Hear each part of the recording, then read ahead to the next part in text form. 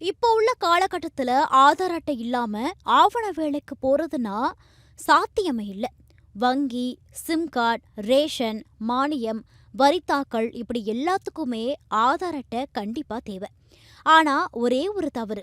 உதாரணத்திற்கு, ஆதாரில் தவறான பெயர், முகவரி, பிறந்த தேதி அல்லது மொபைல் நம்பர் கொடுத்தீங்கன்னா அது சரியான அபாயத்தை ஏற்படுத்தும். இது சாதாரண தவறு இல்லை, இது நேரடியான சட்டப்பூர்வமான ஒரு குற்றச்செயல். தவறான தகவல் கொடுக்கிறதோ, போலி ஆவணங்களை உருவாக்குறதோ, வேறொருவரின் ஆதார் எண்ணையோ அல்லது பயோமெட்ரிக் விவரங்களையோ பயன்படுத்தினா இந்திய தனித்துவ அடையாள ஆணையம் உதை நேரடியாக வழக்கு பதிவு செய்யும்.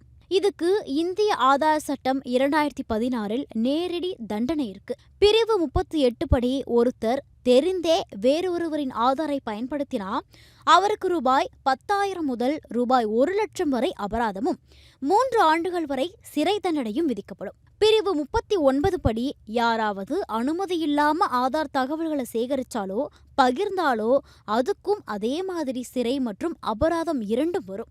இது மாதிரியான தவறுகளை தவிர்க்க சில முக்கியமான விஷயங்கள் இருக்கிறது. வேறொருவரின் ஆதாரை பயன்படுத்தாதீங்க.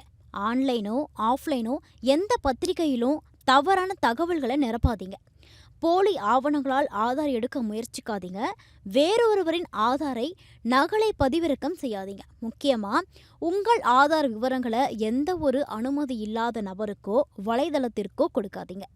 உங்களுடைய ஆதார் பாதுகாப்பாக இருக்கணும்னா நம்ம தான் சரிபார்க்கணும். அடிக்கடி உதை வலைதளத்திலேயோ அல்லது ஆதார் செயலிலேயோ நம்ம விவரங்களை செக் பண்ணிக்கோங்க.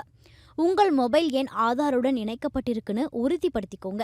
ஏதேனும் சந்தேகம் இருந்தா உதைக்கு 1947 என்ற இலவச உதவி எண்ணை அழைக்கலாம் அல்லது help@uday.government.in மின்னஞ்சல் அனுப்பலாம்.